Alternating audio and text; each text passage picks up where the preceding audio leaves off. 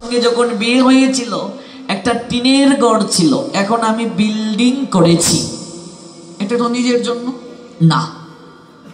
কত কষ্ট করে রে মন কইরাছ ঘর বাড়ি, আগুনে পুড়বে না মাথা মারবে বাঁশের বাড়ি, রইল রে তোর সাধের ঘর বাড়ি। এটাও নিজের জন্য নয়। অবধূতের 24 শিক্ষাগুরু আছে, ভাগবতে পড়ে দেখবেন।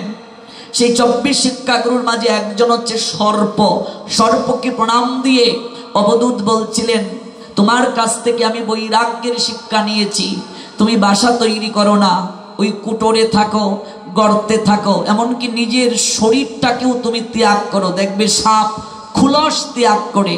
তুমি শিক্ষা দিচ্ছ জগৎজীবকে যে এত কষ্ট করে মানুষ সারা জীবনের অর্থবিত্ত বৈভব দ্বারা বিশাল অট্টালিকা বানায়, কিন্তু ওরা জানে না একদিন যে শ্রম দিয়েছে তারা এই শরীরটাকে ছেড়ে একদিন তাকে যেতে হবে। সকল কিছু পড়ে থাকবে। সর্পকে প্রণাম দিয়ে শিক্ষা গুরু রূপে গ্রহণ করেছেন।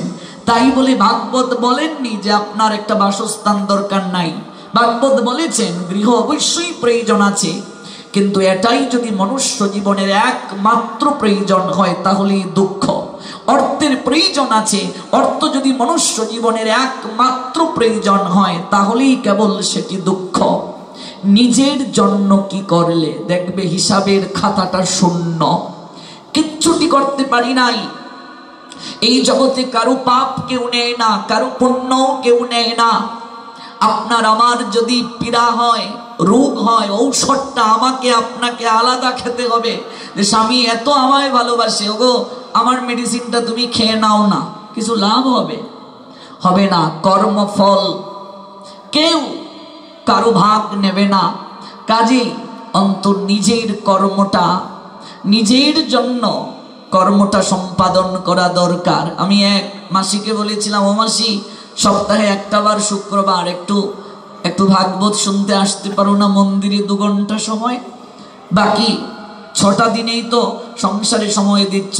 মাসি বলে উঠলো, ফাল্গুনে ছেলেটার বিয়ে, ছেলেটাকে বিয়ে করিয়ে বউটাকে সংসার বুঝিয়ে দিয়ে তারপর দেখবে তোদের সঙ্গেই থাকবো, আর ভাগবত মিস করবো না, সাধু সঙ্গেও যাব। ফাল্গুনে ছেলেকে ঘটা করে বিয়ে দিল, জ্যৈষ্ঠে আবার দেখা। কি গো মাসি ভাগবতে আসো না কেন?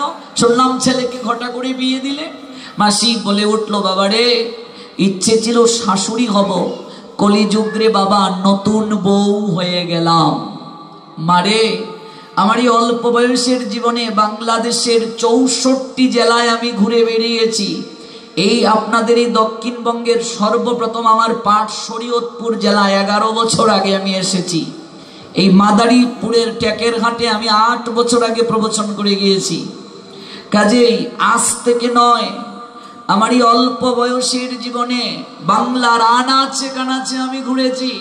15 বছর আমার আলুচক জীবন। আজ থেকে আমার ভক্তি জীবন না। আমার মা আমাকে কুলে করে করে নিয়ে যেতেন ভাগবত পাঠে। আমি সিলেটের বাহিরে 15 বছর ভাগবত পাঠ করি।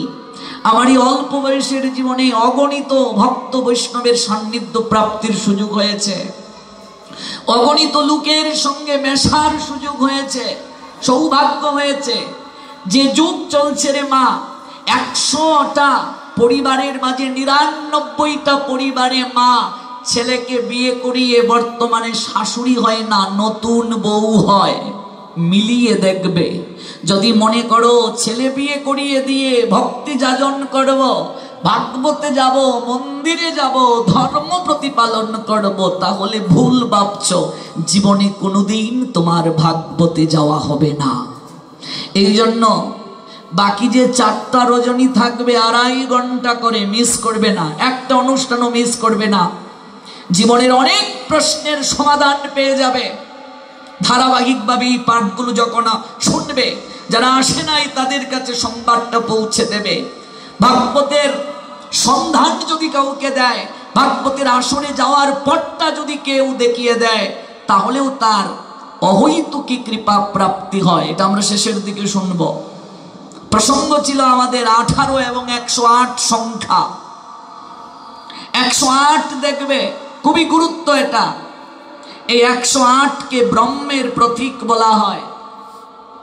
108। এই শূন্যটা হচ্ছে শালগ্রাম শিলা, এটা ব্রহ্মের প্রতীক। তার একটা ব্যাকরণ যদি আমরা ব্যাখ্যা জানি, বিষয়টি আরো পরিষ্কার হবে।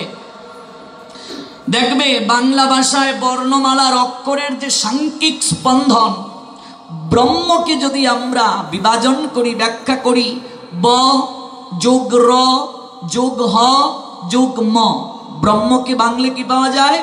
ব যোগ র যোগ হ যোগ ম, ব্রহ্ম।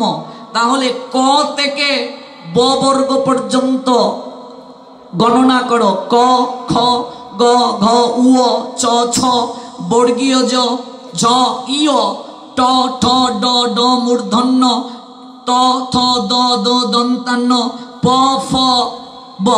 এই যে ক থেকে ব বর্গ 23 হলো। সংখ্যা কয়টা? ব্যঞ্জন বর্ণ কয়টা? 23টা। তাহলে ক থেকে ব পর্যন্ত বর্ণ হলো 23টা। তারপর কি ব যোগ র, ক থেকে র পর্যন্ত ব্যঞ্জন বর্ণ গণে যাও। ক থেকে র পর্যন্ত গণে গেলে বর্ণ পাওয়া যায় 27টা। ব যোগ র, তারপর হ, ক থেকে হ পর্যন্ত গণনা করে গেলে ব্যঞ্জন বর্ণ পাওয়া যায় 33টা। ব যোগ র যোগ হ যোগ ম, ব্রহ্ম, সাংখ্যিক স্পন্দন এটাকে বলে ব্যাকরণের। এবার ক থেকে আমরা যদি ম বর্গ পর্যন্ত গণে যাই, বর্ণ পাওয়া যায় 25টা। এবার যোগ করো, 23 যোগ 27 যোগ 33 যোগ 25 সমান 108। ব্রহ্ম, ব যোগ র যোগ হ যোগ ম। ভারতবর্ষের সবচেয়ে বড় আবিষ্কার, সবচেয়ে বড় অবদান, শূন্যের অবদান। শূন্য, এই শূন্যটাই হচ্ছে ব্রহ্ম, শূন্যটাই অনাদির আদি, শূন্যটাই all power supreme, the omnipotent maker. Krishna said, Srimad Bhagavad Gita 10 chapter 8 verse, oh my dear Arjun, please listen attentive what I say. Omnipotent maker Krishna said, Srimad Bhagavad Gita 10 chapter Vibhuti Yoga 8 verse, and the source of all spiritual and material worlds, everything emanates from me, the intelligent person who perfectly know the end is in my devotional service and worship me with all their hearts. Aham sarvasya prabhava matta sarvam pravartate iti matta bhajante mam buddha bhav samannita. ভগবান বলছেন, আমার থেকে এই পৃথিবীর সকল কিছু সৃষ্টি হয়েছে। Everything emanates from me. Everything মানে সকল কিছু, এমানেটস মানে সৃষ্টি। এই পৃথিবীতে আমার থেকে সকল কিছুর সৃষ্টি হয়েছে। এই আমারটা কি? এই আমারটাই শূন্য। এই জগৎ সংসার এক সময় শূন্য ছিল, জলে জল ছিল চারিদিকে। সেই শূন্য থেকে পূর্ণ এসেছেন, শূন্য থেকে অনাদির আদি এসেছেন। ব্রহ্মসংহিতার 5ম অধ্যায়ের যে 1 নং শ্লোকটা, অনাদির আদি গোবিন্দ সর্বকারণ কারণম। পৃথিবীতে যখন কিচ্ছু ছিল না, শূন্যে ছিল পৃথিবী, তখন জল ছিল না, স্থল ছিল না, কোনো কিছুই ছিল না, তখনও একজন ছিলেন নিরাকারে, তিনি ব্রহ্ম। আবার ভক্তের প্রীতি আর ভক্তির দ্বারা সেই নিরাকার নির্গুণ ব্রহ্ম সাকারে সাকারে রূপায়িত হন। ভক্তের কাছে সাকার রূপে তিনি ভগবান হন, আর নিরাকারে নির্গুণ তিনি পরব্রহ্ম তিনি। এই জন্য সনাতন ধর্মে 2 ভাবে আরাধনার পদ্ধতি আছে, নিরাকারও আছে, সাকারও আছে। নিরাকার জ্ঞানীর কাছে আর প্রেমিক ভক্তের কাছে তিনি সাকারে ভগবান। অনলে অনিলে চিরনভু নীলে ভূদর সলিল গহনে বিটপিলতায় জলদের গায়ে শশী তারকায় তপনে। এই শূন্যটা ব্রহ্মের প্রতীক। এবার শূন্যটা সরিয়ে নিলে 18 হচ্ছে যুগ সংখ্যা। প্রত্যেকটা মানুষের জীবনে যুগ প্রয়োজন, বিয়োগ না। যুগ মানে যুগযুক্ত হওয়া, ভগবানের সঙ্গে সংযোগ স্থাপন। নইহ বিক্রম নাশ অস্তি প্রত্যবায় ন বিদ্যতে স্বল্পমপি অশ্ব ধর্মস্য ত্রায়তে মহত ভয়াৎ। ভক্তি যুগের যে অনুশীলন, এটি কখনো বিনষ্ট হয় না। এর স্বল্প অনুষ্ঠাতাকে সংসার রূপ মহাভয় থেকে পরিত্রাণ করে। যুগ মানে ভগবানের সঙ্গে সংযোগ স্থাপন করা। আপনার আমার মনুষ্য জীবনের উদ্দেশ্যটাই হচ্ছে ভগবানের সঙ্গে সম্পর্ক স্থাপন, যোগসূত্র স্থাপন। এই যে 108টা গুটি, যে গুটিতে আমরা জপ করি, এই শূন্যটা হচ্ছে ব্রহ্মের প্রতীক কিংবা যুগলের প্রতীক, ভালো করে বুঝুন। আর এই যে আমরা জপ করছি, ব্রহ্মের সঙ্গে কানেকশন, ভগবানের সঙ্গে কানেকশন, এটা একটা তত্ত্ব।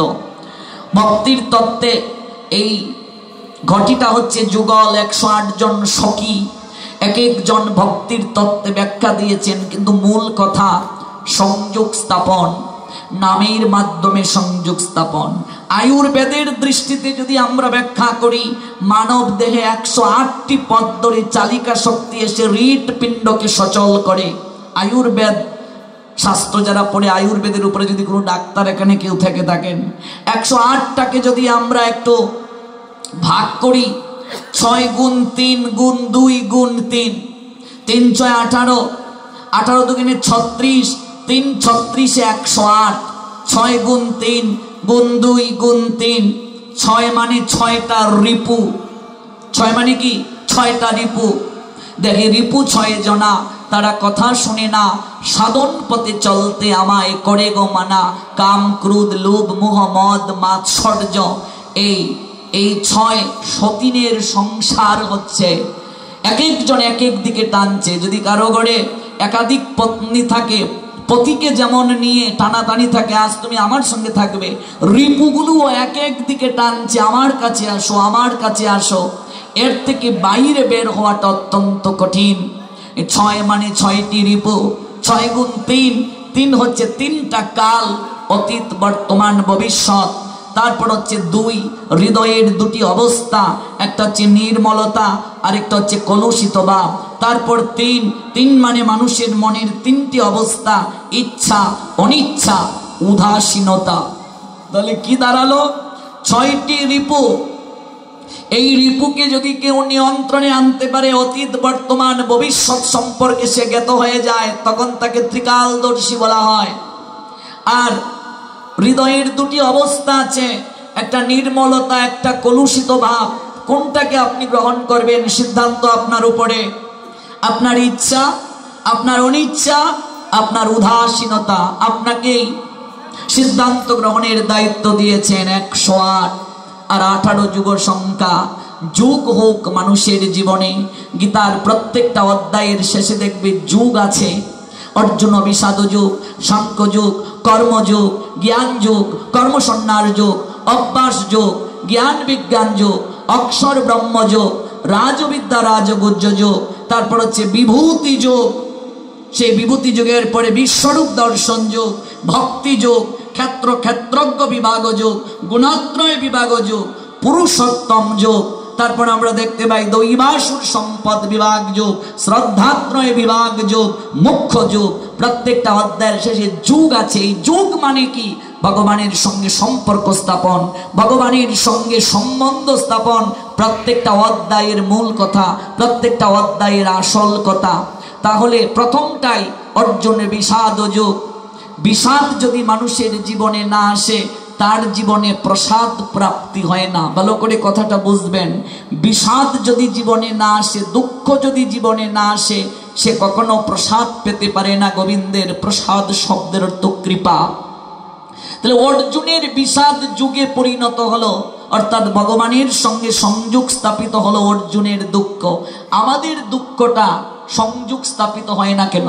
ভগবানের সঙ্গে সম্পর্ক স্থাপিত হয় না কেন? কারণ অর্জুন বিষাদিত হয়ে যার চরণে তিনি লুটিয়ে পড়লেন, তিনি একমাত্র পারেন জগতে সবার চোখের জল মুছাতে। আর আমরা বিষাদিত হয়ে দুঃখ পেয়ে যার কাছে সান্ত্বনার জন্য যাই, যার কাছে চোখের জল মুছিয়ে দেওয়ার জন্য অবলম্বন রূপে গ্রহণ করতে যাই, তিনি নিজেও বিষাদিত, তিনি নিজেও দুর্দশাগ্রস্ত, তিনি নিজেও নয়নের জলে ভাসেন, তিনি নিজেও কান্না করেন। একটা বিষাদগ্রস্ত রোগী আরেকটা রোগীকে কি করে পথ্য দেবে, কি করে প্রেসক্রিপশন দেবে? একটা অন্ধ তো আরেকটা অন্ধকে কখনো পথ দেখাতে পারে না। কুবজা সেজে গুজে দর্পণের সামনে তাকিয়ে গোবিন্দের রূপ গুণ লাবণ্যের কথা, সুকান্তময়তা অনিন্দময়তার কথা শ্রবণ করতে করতে মন দিয়েছিল। সেজে গুজে দর্পণে দাঁড়িয়ে একবার কেঁদে কেঁদে বলেছিল, গোবিন্দ তুমি যদি আমার হতে। একটিবার তার বিষাদ যুগে পরিণত হয়ে গেল। ভাবা যায়? অনুভব করুন তো, আমাদের বিষাদ কেন যুগে পরিণত হয় না? কারণ আমাদের বিষাদ, আমাদের দুঃখ, আমাদের যন্ত্রণা, আমাদের কর্মফল ভগবানকে সন্তুষ্টির জন্য আমরা করছি না। রুক্মিণী নিজেকে সমর্পণ করে বলেছিল, তুমি ব্যতীত আমি আর কাউকে গ্রহণ করব না। গোবিন্দ সেই রুক্মিণীকে রুক্সিমের নিকট থেকে আনতে বাধ্য হলেন, কারণ সমর্পিত হলো রুক্মিণী। যুগ মুহূর্তের মাঝে সংযোগ হয়ে যায়। এই 18 সংখ্যাটা যুগের প্রতীক। যারা যুগ শাস্ত্র পড়েন, যারা যুগ নিয়ে গবেষণা করেন, তাদেরকে জিজ্ঞেস করবেন, আরো চমৎকার ভাবে জানতে পারবেন। যদি যুগ নিয়ে আপনারা অনুধ্যান করেন, এই 18টা যুগের সংখ্যা। যুগটা মানুষের জীবনে খুবই দরকার। আমরা আমাদের দেহ সম্পদকেও যুগ করতে পারছি না, বিয়োগ করছি, যার কারণে আমাদের আয়ু দিন দিন কমছে। কথাটা বুঝতে পেরেছেন কিনা? সত্য যুগে 1 লক্ষ বছর মানুষ বাঁচতে পারত। ত্রেতা যুগে মানুষের আয়ু ছিল 10,000 বছর। দাপর যুগে মানুষের আয়ু ছিল 1000 বছর। কিন্তু কলি যুগে মানুষের নির্ধারিত কোনো আয়ু নাই। যে কোনো সময় কলিযুগের মানুষেরা মরে যাবে। দাদুর আগে নাতি মরছে, মায়ের আগে মেয়ে মরছে। এই যুগের নাম কলি। যে কোনো সময় মানুষ হবে বলি। কারণ কলিযুগে যুগ স্থাপিত হচ্ছে না, সকল কিছুই বিয়োজন, বিয়োগ হচ্ছে।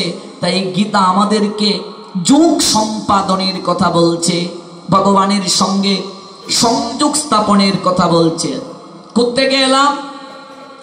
দুর্যোধনের পক্ষে কুরুক্ষেত্রের যুদ্ধে কত অক্ষৌহিনী সৈন্য অংশগ্রহণ করেছিল, সেই কথাটা, সেই প্রসঙ্গটা আসার পর বললাম 18 সংখ্যাটার খুবই গুরুত্ব।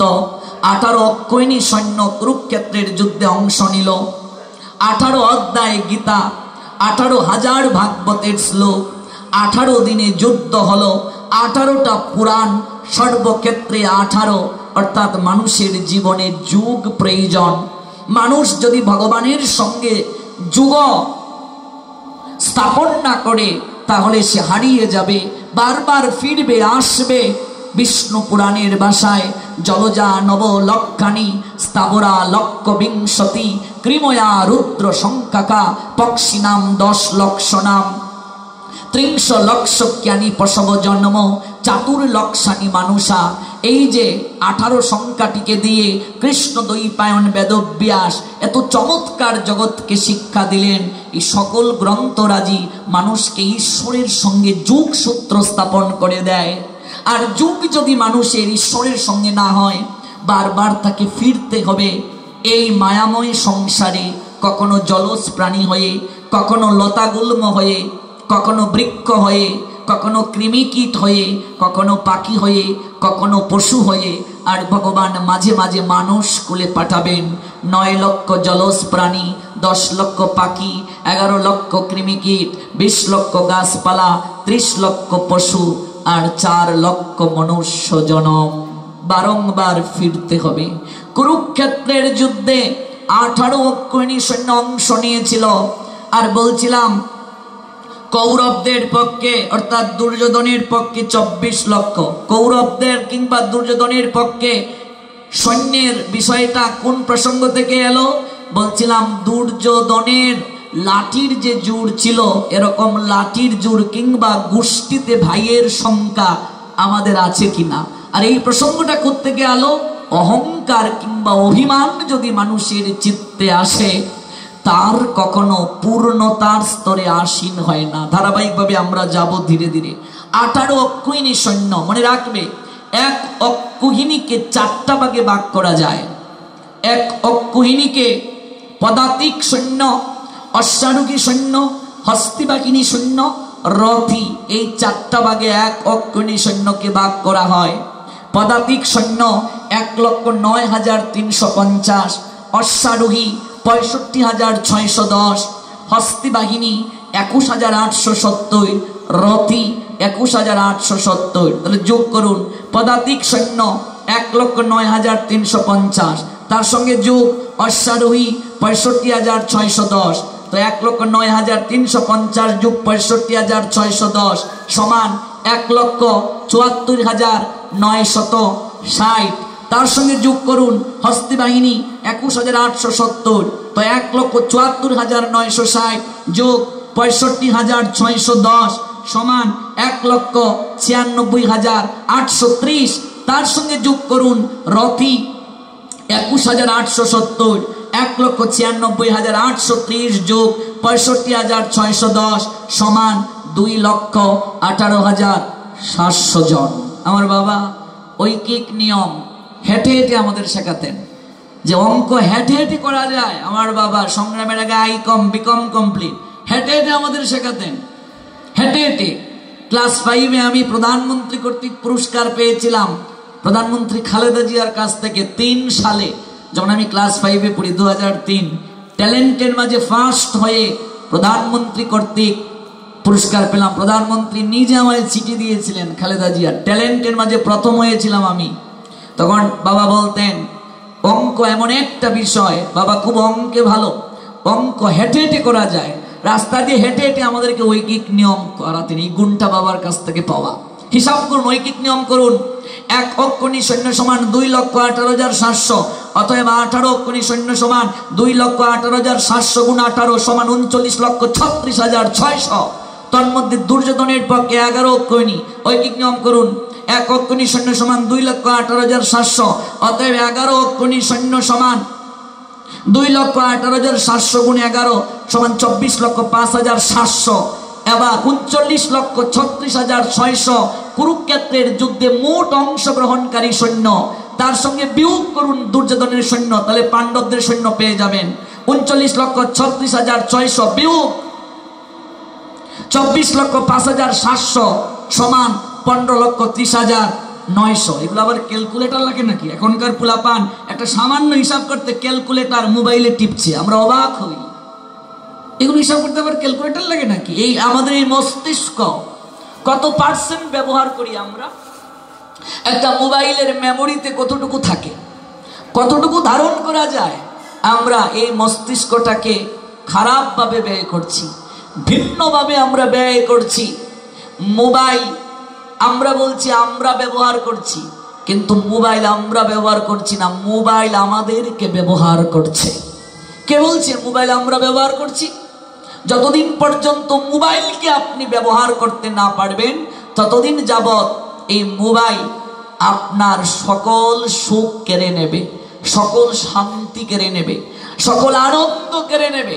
এখানে আমার বাবার বয়সী যারা, আজ থেকে 40-50 বছর পূর্বে 5 বন্ধু যদি 2 বছর পরে এক জায়গায় দেখা করত, 5 জনে গলা গলি করে ঘুমাতো, পুকুরে সাঁতরাতো, এক জায়গায় বসে কত মনের কথা একে অপরকে বলতো।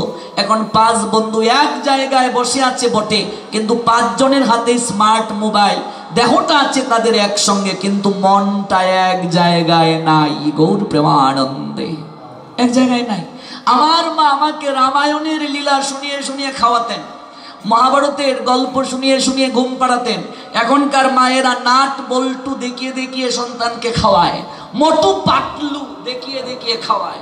নাট বল্টু দেখিয়ে দেখিয়ে সন্তানকে খাওয়ালে সন্তানের নাট ডিল হবে না তো টাইট হবে? কার্টুন দেখিয়ে দেখিয়ে সন্তানকে খাওয়ায়, নাট বল্টু আর মোটু পাতলু দেখিয়ে দেখিয়ে সন্তানকে ঘুম পাড়ায়। সন্তান একটু কান্না করলে স্মার্ট মোবাইল হাতে দিয়ে রেখে দেয়, বাবা বসে থাক। এত সহজ নয় মেধা প্রজ্ঞা স্থিতিশীলতা ইনক্রেস্ট হওয়া। মেধা প্রজ্ঞা ভগবান সবাইকেই দেন, অনুশীলনটা জীবনে খুবই দরকার। বই পড়তে কেউ চায় না, এটা আমার পাণ্ডিত্যের কথা আপনাদেরকে জানাচ্ছি না, আমি অভিজ্ঞতার কথাটা শেয়ার করছি, যদি কারো জীবন একটু হলেও পরিবর্তন হয়। আমি ক্লাস 9-এ থাকতে নজরুল সাহিত্য, রবীন্দ্র সাহিত্য পড়ে শেষ করছি। আমাদের পারিবারিক যে লাইব্রেরি, 7 পয়সার অগ্নিবীণা আছে, ভাবা যায়? আমার মায়ের বিয়েতে উপহার পাওয়া কাজী নজরুলের রিক্তের বেদন, এগুলো অনেকে নামেই জানবে না এখনকার পোলাপান। 3 টাকা দাম। আমি দেখেছি মূল্য মায়ের বিয়েতে গিফট করেছে কাজী নজরুলের রিক্তের বেদন। কি চমৎকার চমৎকার এই বই, উপন্যাস, নাটক। এখনকার পোলাপান কেউ পড়তে চায় না, জানতে চায় না, উপলব্ধি করতে চায় না, গ্রন্থ পড়তে আগ্রহী না, বই পড়তে আগ্রহী না। আমাদের জীবন কেবল স্মার্ট মোবাইলটার মাঝে সীমাবদ্ধ। এই ফেসবুক, ইন্টারনেট, প্রযুক্তি অবশ্যই প্রয়োজন আছে, কিন্তু এই প্রযুক্তি যদি আমাদের জীবনকে নেশায় ভরিয়ে দেয়, এই প্রযুক্তি যদি আমাদের জীবনকে বিষময় করে দেয়, এটাকে যদি আমরা কল্যাণে ব্যবহার না করি, তরুণদের উদ্দেশ্যে বলছি, তাহলে এই জীবন দুর্বিষহ যন্ত্রণায় ভরে যাবে। এই ফেসবুকে, প্রযুক্তিতে প্রায় 80 ভাগে ফেক থাকে। ফেসবুকে যাকে দেখলাম ক্যাটরিনা, বাস্তবে গিয়ে দেখি হে জরিনা। ফেসবুকে যে জাক্কাসালি, বাস্তবে হে আক্কাসালি। ফেসবুকে 3 বাচ্চার মা, সেও লেখে আই এম সিঙ্গেল। কোথায় যাবে, কোথায় বুঝবে, কোথায় উপলব্ধি করবে? আমার বয়সী তরুণ পুলাপান, যুবক যুবতী নিজের জীবনটাকে মোবাইল ভিত্তিক করে দিয়েছে। ভাত না খেয়ে থাকতে পারবে, অন্ন না খেয়ে থাকতে পারবে, 3 দিন স্নান না করে থাকতে পারবে, 1 ঘন্টা ইন্টারনেট ছাড়া থাকতে পারবে না। এরই নাম জীবন নয়। জীবনের রহস্য আরো গভীর, জীবনের অনুভব আরো গভীর, জীবনের ভাবনা ভাবাতুর হওয়া দরকার, জীবনটাকে উপভোগ করা দরকার, জীবনটার রহস্য উন্মোচন করা দরকার, জীবনের অহৈতুকী অভাবনীয় ভাবনায় ভাবিত করা দরকার। আজকে আমরা এমন একটা জায়গায় নিজেদেরকে দাঁড় করিয়েছি, তরুণ সমাজ এমন একটা জায়গায় নিজেদেরকে নিয়ে গিয়েছে, মোবাইল মানুষের নেশা হয়ে গেছে। মনে রাখবে, এই যে আমাদের ব্রেইনের সেলগুলো একবার পরীক্ষা করা হয়েছে, রিপোর্টগুলো দেখবেন। আমরা ভালো করে নিউজগুলো দেখি, একটা বিষয় নিয়ে আলোচনা করতে গেলে সব দিকের জ্ঞান থাকতে হয়। এই জন্য আমরা প্রচুর স্টাডি করি, নিউজগুলো সংগ্রহ করি। যারা প্রচুর পরিমাণে অ্যাডিক্টেড, নেশা করে যারা, তাদের ব্রেইনের সেল পরীক্ষা করা হয়েছে। আর যারা স্টার জলসা, জি বাংলা, কালার্স বাংলা প্রচুর দেখে, এরকম প্রায় 10টা মায়ের মস্তিষ্ক পরীক্ষা করা হয়েছে। দেখা গিয়েছে নেশাগ্রস্ত আর সিরিয়াল কুরের মাঝে কোনো পার্থক্য নাই, সমান। বিড়ি কুর আছে, সিগারেট কুর আছে, মদ কুর আছে, তার থেকে বেশি কুর সিরিয়াল কুর। মায়েরা কষ্ট নিও না। এই স্টার জলসা, জি বাংলা, কালার্স বাংলা ধ্বংস করলো সোনার বাংলা। প্রত্যেকটা ঘরে ঘরে সন্ধ্যায় যেখানে সেজুতি জ্বালার কথা, সন্ধ্যা বাতি জ্বালানোর কথা, আমি বাংলার আনাচে কানাচে ঘুরে বেড়াই 15 বছর যাবৎ। সন্ধ্যাবেলায় রচনার দিদি নাম্বার 1 দিয়ে শুরু হয়, রাত 12টাতেও বন্ধ হয় না। আমি কুমিল্লায় একটা জায়গায় পাঠে গেলাম, হুমনাতে। 70 বছরের এক দাদু, যে বাড়িতে থাকতে দেয়া হলো। আমি দাদুকে বললাম, দাদু পাঠে যাবে না ভাগবতে? এত দূর থেকে এলাম, শুনবে না? দাদু বলছে, আপনি যান, আমি আসছি। আমি 12টায় পাঠ শেষ করে এসে দিকে এই যে দাদু পৌষ মাসের শীতে কম্বল গা দিয়ে যে জি বাংলায় আমি যাওয়ার সময় বসা দেখেছিলাম, 12টায় পাঠ শেষ করে এসে দেখলাম জি বাংলাতেই দাদু বসে আছে। ভাবা যায়, অনুভব করা যায়।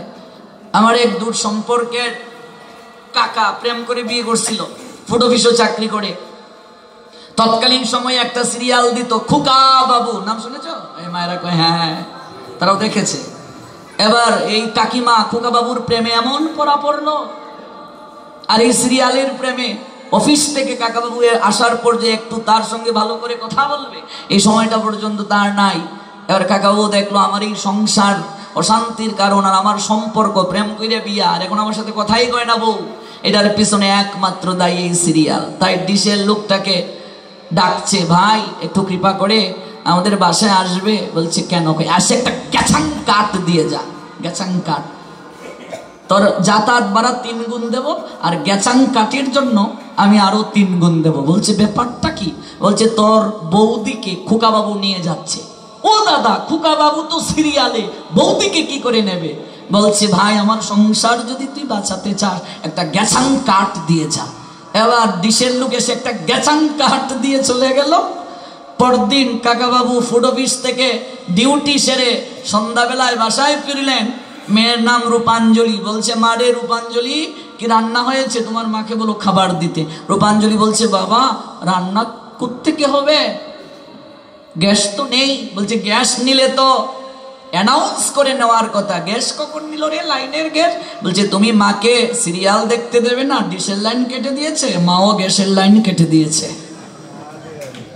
এই যে পাখি যখন জামা বের হলো, এই যে সিরিয়াল, এই পাখি জামার জন্য সুসাইড পর্যন্ত করেছে, ডিভোর্স পর্যন্ত হয়ে গেছে কিরণমালা দেখার জন্য। এই সারা বাংলার কথা বলছি, এগুলো ভারতের কথা নয়, আমাদের বাংলাদেশের কথা। কি শেখাচ্ছে সিরিয়ালগুলো? একটার 4টা 5টা বউ, পরকিয়া, শ্বশুর শাশুড়িকে দিয়ে বালতি দিয়ে জল বুঝানো হচ্ছে। মহাভারতে একটা মন্ত্রা মহাভারতের পটভূমিকে, রামায়ণের পটভূমিকে পরিবর্তন করে দিল, আর মহাভারতের একটা শকুনি মহাভারতকে পরিবর্তন করে দিল। রামায়ণে একটা মন্ত্রা কৈকেয়ীর কানের মাঝে বিষ ঢেলে এই পরিবারটাকে বিষাক্তময় করে তুলল। আর কলিযুগে প্রত্যেকটা ঘরে ঘরে মন্ত্রা, এই সিরিয়ালগুলোই হলো মন্ত্রা। তোর মেয়েকে বিয়ে দিয়েছিস, তোর মেয়ের বাড়ি গিয়ে কুটনামি করার দরকারটা কি?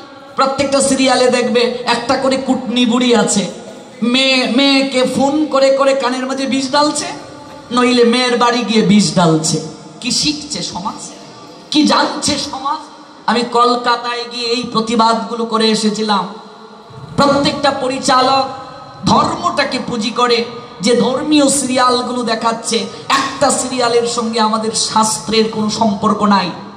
এই যে রাধা কৃষ্ণের লীলা দেখাচ্ছে, শাস্ত্রে আছে কৃষ্ণ যখন বৃন্দাবন লীলা করেছিলেন, কৃষ্ণের বয়স ছিল 9 বছরের কম, রাধারানীর বয়স ছিল 7 বছরের কম। আচার্যগণ সিদ্ধান্ত দিলেন কেউ যদি রাধা কৃষ্ণ সেজে যুগল মিলন দেখায়, লীলা দেখায়, তাহলে 9 বছরের উপরে কেউ কৃষ্ণ সাজতে পারবে না। 7 বছরের উপরে কোনো মেয়ে রাধারানী সেজে যুগল লীলা দেখাতে পারবে না।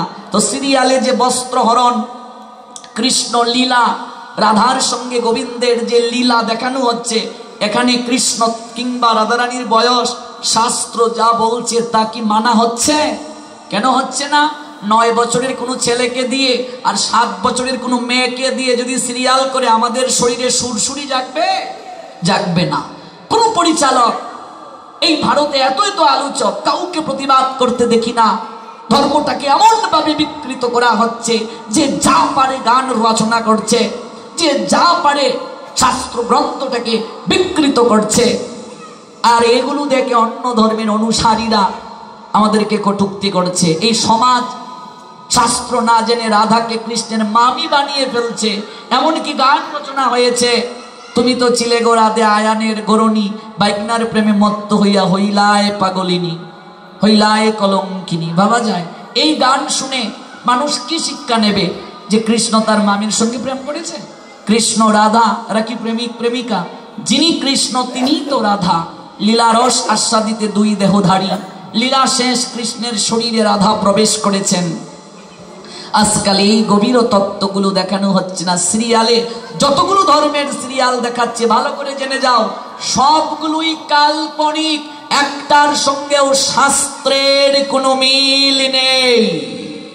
এই সিরিয়াল দেখে ধর্মকে যাচাই করতে যাবে না, এই সিরিয়াল দেখে গ্রন্থকে উপলব্ধি করতে যাবে না।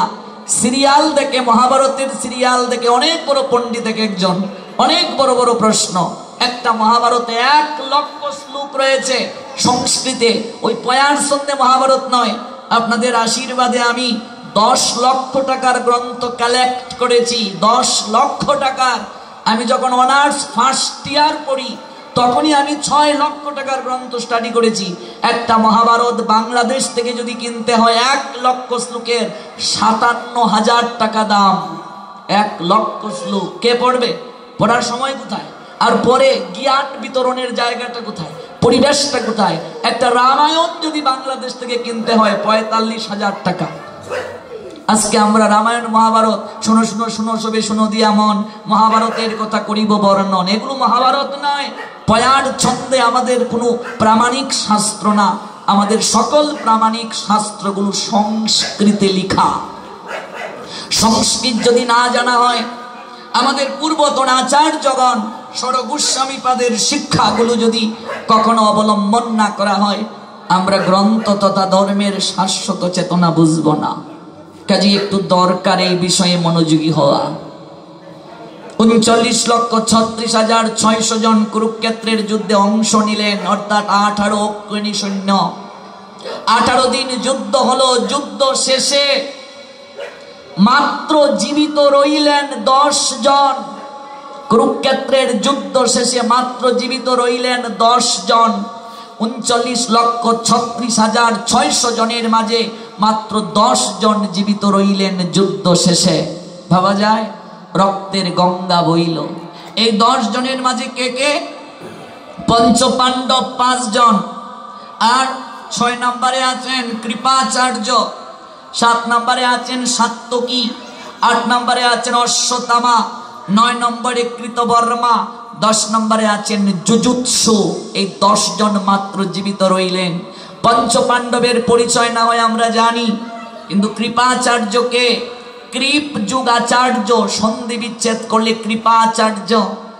ঋষি গৌতমের সরদার নামক এক শিষ্য ছিলেন, ধনুর্বিদ্যায় অসাধারণ কৃতিত্ব অর্জন করেছিলেন। দেবরাজ ভীত হয়ে ভাবছেন তার পদ হয়তো দখল করে ফেলবে এই সরদান, তাই জ্ঞানপতি নামক এক অপ্সরাকে পাঠিয়ে দিয়ে তার ধ্যান ভঙ্গ করানো হয়েছিল। সেই অপ্সরা এবং সরদান উভয়ের মাধ্যমে একটা পুত্র আর একটা কন্যার জন্ম হলো। সেই পুত্র আর কন্যাকে ভুলুণ্ঠিত হওয়ার পর অপ্সরা চলে গেলেন, সরদানও সাধনায় মগ্ন হয়ে গেলেন। এদিকে রাজা শান্তনু তার প্রথম সহধর্মিনী গঙ্গা যখন চলে যান, তখন তিনি মৃগয়ায় একদিন গেলেন। মৃগয়ায় গিয়ে দেখলেন একটা পুত্র আর একটা কন্যা ভূমিতে কান্না করছে গড়াগড়ি করে। খুব কৃপা হলো তার, কৃপায় আবিষ্ট হলেন। পুত্র আর কন্যাটাকে কুলে তুলে গৃহে নিয়ে আসলেন রাজভবনে। পুত্রের নাম রাখলেন কৃপ আর কন্যার নাম রাখলেন কৃপি। কথাটা বুঝতে পেরেছেন? কৃপ আর কন্যা কৃপি। এই কৃপ এবং কৃপি রাজভবনে বড় হতে শুরু করলো। সরদান যখন উপলব্ধি করলেন, ধ্যানের মাধ্যমে জানলেন তার পুত্র আর কন্যা কুরুরার সভাতে আছে, তখন তিনি এলেন। এসে পুত্রটিকে অস্ত্রবিদ্যায় পারদর্শী করবেন, জ্ঞানে পারদর্শী করবেন, এই প্রতিশ্রুতি দিয়ে তাকে নিয়ে গেলেন। পরবর্তীতে ওই কৃপ তিনি ধর্মজ্ঞানে এতটাই পাণ্ডিত্যের অধিকারী হলেন, তিনি আচার্য হলেন। আচার্য শব্দার্থ শিক্ষক। কৃপ যুগ আচার্য, কৃপাচার্য। এই কৃপেই হলেন কুরু বংশের কুলগুরু কিংবা কুলপুরোহিত কৃপাচার্য, কৃপ যুগাচার্য। মহাভারত পড়লে পাবেন। আর এই কৃপাচার্যের ভগিনী বোন, যার নাম হচ্ছে কৃপি, এই কৃপি হলেন অশ্বত্থামার মা।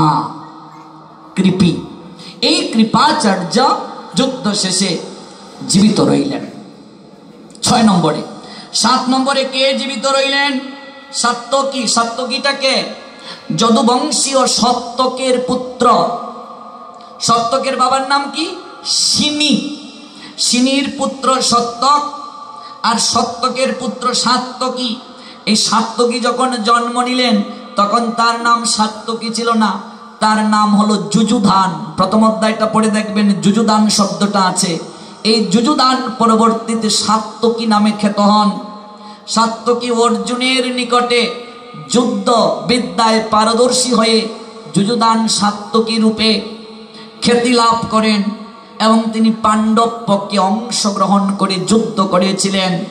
15,30,900 জন সৈন্যের মাঝে পাণ্ডব পক্ষে সাত্যকীর অবদান অনস্বীকার্য। সাত্যকীর পরে যিনি বেঁচে রইলেন তার নাম কৃতবর্মা। কৃতবর্মাকে যদুবংশীয় ঋদিকের পুত্র কৃতবর্মা। কৃষ্ণের অনুগত ছিলেন, কৃষ্ণের প্রতি আনুগত্যশীল ভক্তি ছিল, জ্ঞান ছিল, বৈরাগ্য ছিল, কিন্তু দুর্যোধন ছলনা করে কৌরবদের পক্ষে কৃতবর্মাকে অংশগ্রহণ করিয়েছিল। এই 24,05,700 জনের মাঝে কৃতবর্মা জীবিত রয়েছিল কৌরব পক্ষে। 10 নম্বরে যুযুৎসু, ধৃতরাষ্ট্রের অন্যতম পুত্র যুযুৎসু। 100 পুত্র তো শিবের বরে গান্ধারীর মাধ্যমে প্রাপ্তি, আর এই যুযুৎসু হচ্ছে সুদগার কিংবা সৌবলি দাসীর মাধ্যমে এই পুত্র প্রাপ্ত হয়েছিলেন ধৃতরাষ্ট্র, যার নাম যুযুৎসু। ধৃতরাষ্ট্রের প্রথম সন্তান। দুর্যোধনাদি হওয়ার আগে যখন সন্তান হয় নাই, সর্বপ্রথম গান্ধারীকে স্ত্রীর অধিকার দেন নাই।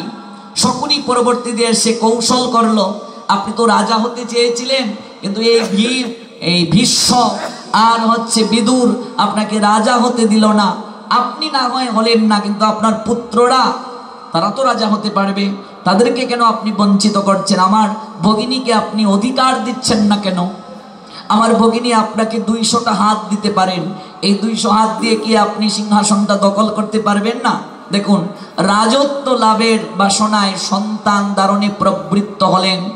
যদি কেউ রাজ্যের বাসনায় সন্তান প্রাপ্তির ইচ্ছা করে, যদি কেউ প্রীতি শূন্য হয়ে সন্তান ধারণে প্রবৃত্ত হয়, যদি কেউ কামনা চরিতার্থ করার জন্য সন্তান ধারণে প্রবৃত্ত হয়, সন্তান ধারণ যদি কারো জীবনে সাধনা না হয়, তাহলে সেই সন্তান অপূর্ণ হবে, সেই সন্তানের চরিত্র কালিমা লিপ্ত হবে। এই নিয়ে না হয় আমরা একদিন শুনবো, একটা সাফটার জানা দরকার। তখন গান্ধারীকে প্রথম যখন তিনি সন্তান দিচ্ছিলেন না, তখনই শকুনির পরামর্শে গান্ধারীকে কাছে টেনে নেন। গান্ধারী সন্তান সম্ভবা হওয়ার পরও যখন যথাসময়ে সন্তান হচ্ছিল না, তখনই তিনি বংশ রক্ষার জন্য সিংহাসনের লোভে সৌবলির দ্বারা সন্তান প্রাপ্তির জন্য মনোরথী হলেন। এই সৌবলির গর্ভে যুযুৎসুর জন্ম হয়। যুযুৎসু একটা হতভাগ্য চরিত্র মহাভারতে। এই যুযুৎসুকে ধৃতরাষ্ট্র সন্তানের যথাযোগ্য মর্যাদা প্রদান করেন নাই। যুযুৎসু পাণ্ডবদের পক্ষে অংশ নিয়েছিলেন এবং যুদ্ধ জয়ের পর একটা প্রদেশের রাজা করা হয়েছিল যুযুৎসুকে, সৌবলি দাসীর পুত্র। যেমন আমরা দাসী পুত্র বিদুরকে জানি, তেমনি ভাবে যুযুৎসু এক হতভাগ্য চরিত্র। এই হলো 10 জন যুদ্ধ শেষে জীবিত রইল। তাহলে 24,05,700 জন সৈন্য আর 99টা ভাই প্রটেক্ট দেবে। 99টা লাঠি আছে, যে লাঠি আমাকে সুরক্ষিত করবে সন্ধির প্রস্তাবে। এই কথাটাই দুর্যোধন ভগবান কৃষ্ণকে বলেছিল, বিনা যুদ্ধে নাহি দেব সুচাগ্র মেদিনী।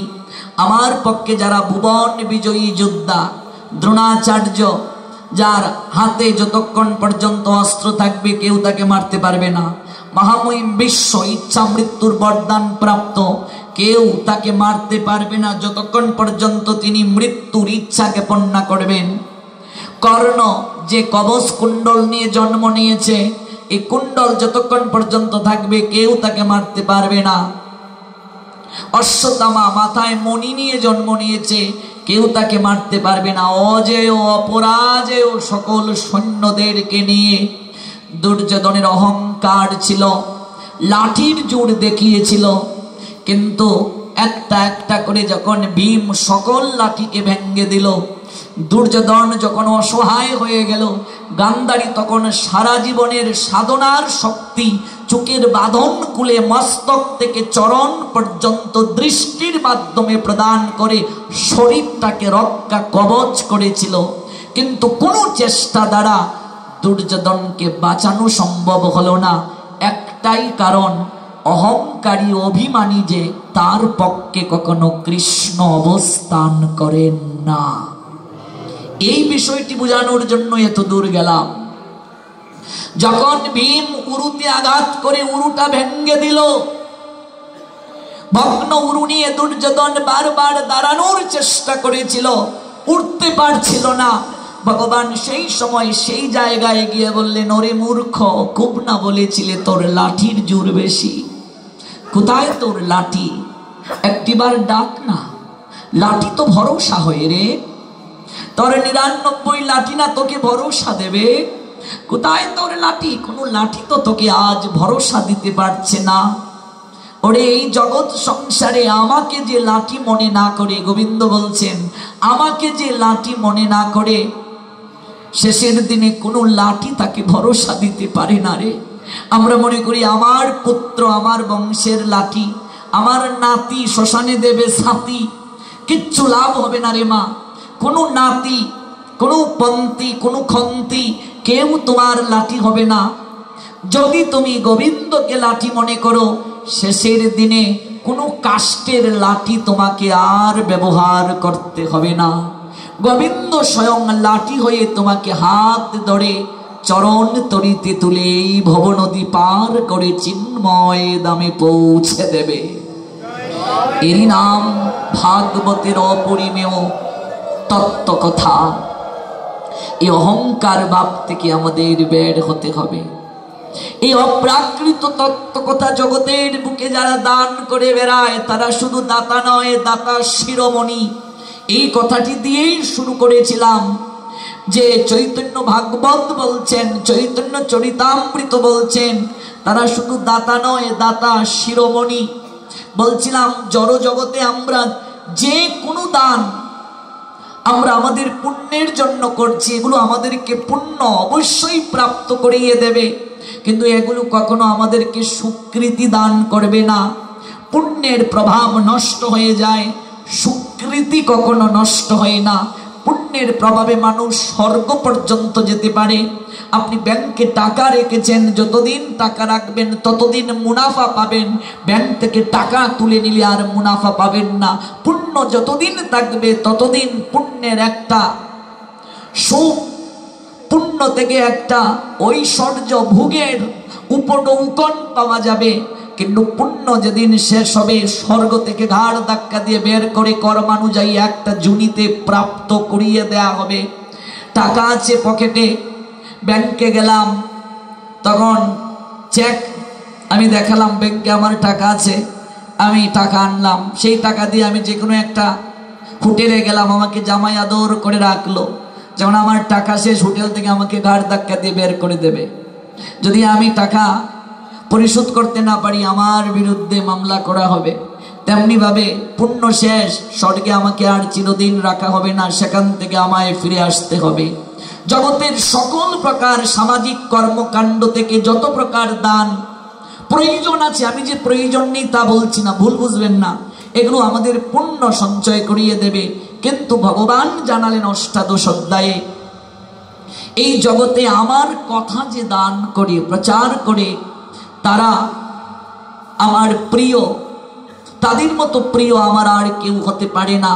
ভগবানের কথা দানকে আত্মার আহার বলা হয়েছে। আমরা প্রতিদিন যে খাবার খাচ্ছি, সেটা সাত্বিক হোক, রাজসিক হোক, তামসিক হোক, এটা কেবল দেহকে পুষ্টি সাধন করে।